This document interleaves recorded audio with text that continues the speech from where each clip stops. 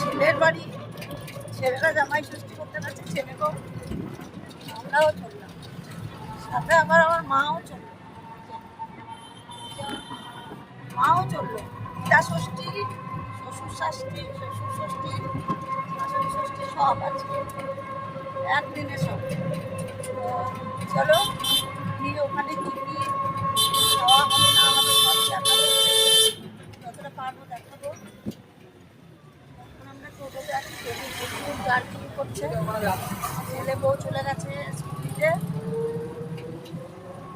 আর যেহেতু মা আছে তাই আমরা চললাম টোটোতে, তাহলে আমরাও স্কুটিতেই যেতাম।